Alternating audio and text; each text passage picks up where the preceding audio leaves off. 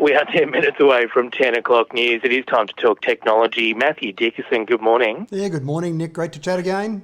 Is it a drone? Is it a security camera? Is it somehow both? What is going on with the Ring drone? I think it's one of those things, Nick, that when you've got access to different types of technology, why not put them all together? So, sure, you've got security cameras around your home. Sure, we've got drones.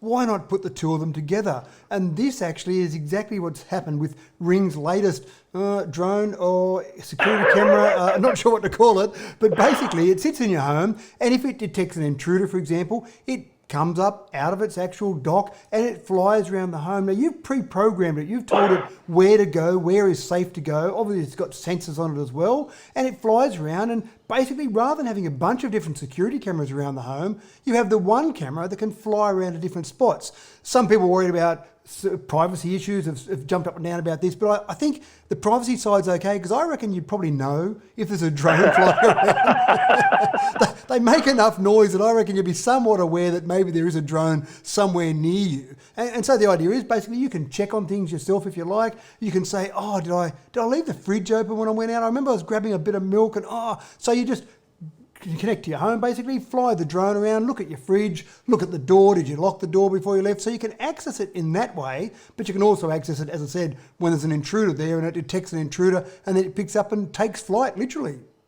It is one of those ideas that when you hear it, you're like, well, of course that makes sense, but someone had to come up with putting the two together. Yeah, you're right. Someone had to come up with the idea of putting the two together. And I'm sure there would have been some interesting board discussions. Hey, I know, let's put a drone and a security camera together. And everyone looked around and went, yeah, mate, look, just go back and keep smoking whatever you've been smoking. But yeah, when you do look at it, you kind of go, yeah, look, it's not a bad idea. And the idea is that as you get better and better batteries and the drones are getting better all the time, then you get that ability to fly around. And I assume that this could fly around. I haven't seen a fly time, but probably 10 minutes or so flight time that it could fly around before it has to then dock again to charge up the battery.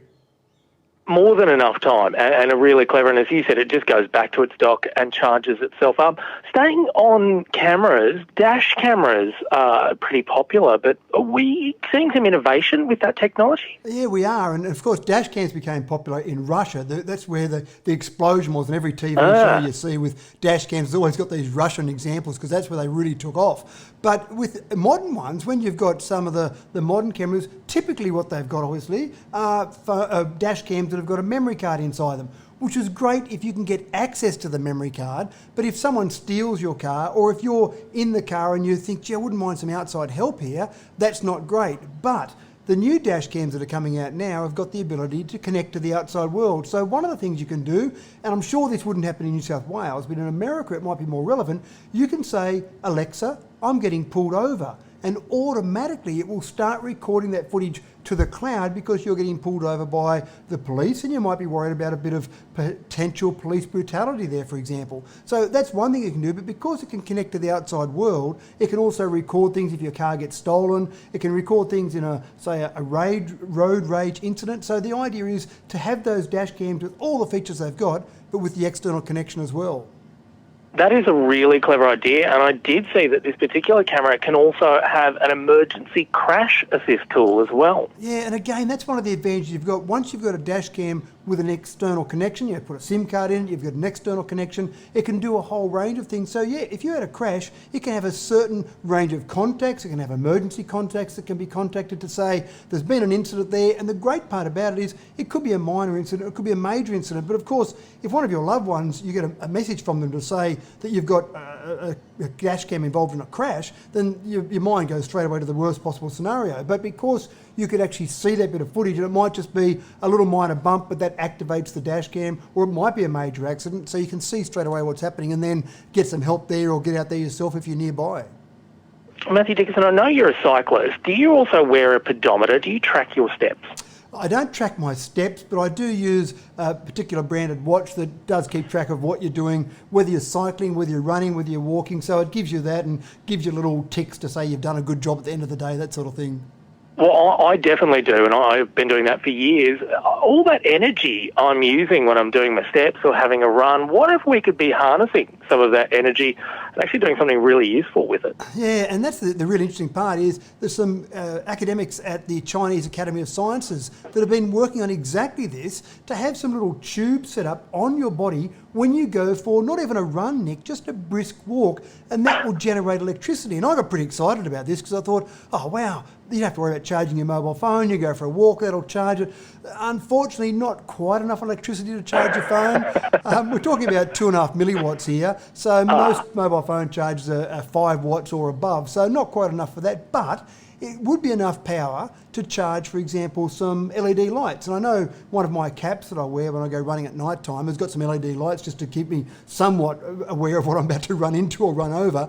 It would be enough to actually charge a couple of little LED lights like that. But the ultimate aim for them is to scale this up. So they're doing it on people just to test the sort of wind speed and the generation of electricity. But the idea is to get to the stage where you can put this on buildings or maybe even through buildings, places where you couldn't put a wind turbine, for example, or maybe some people are worried about visual pollution with a wind turbine spinning. You can actually put these tubes and they'll actually generate electricity, not quite as much yet as a wind turbine, but that's what they're working on, to generate electricity by wind passing through these tubes. So what I love about this sort of thing, Nick, is that we've got more and more things that are happening to try and work out alternative ways of generating electricity.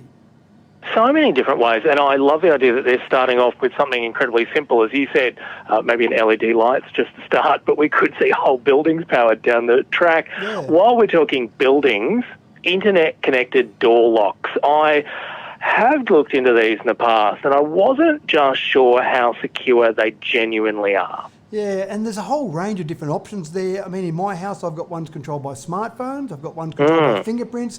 There's other ones now, and I haven't actually got to this stage yet. There's some new ones that are coming out that are location aware. So as your phone gets near your front door, it's clever enough to say, hey, I know Nick's almost here.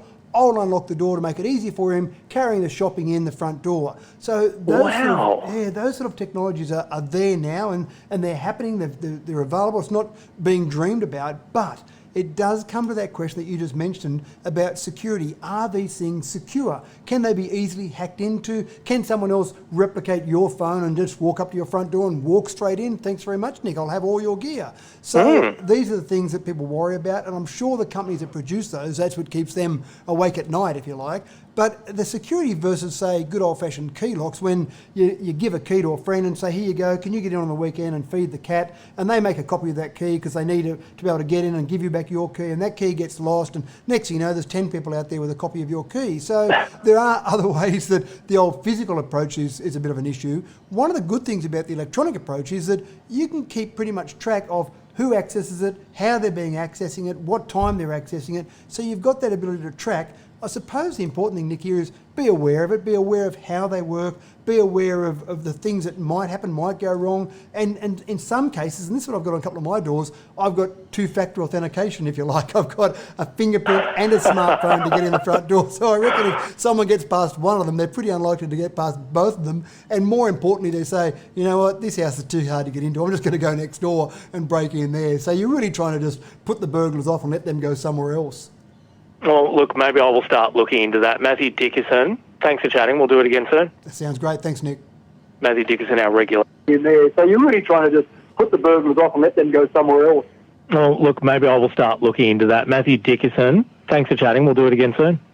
Sounds great. Thanks, Nick. Matthew Dickerson, our regular tech expert there. Whether you're ending your shift,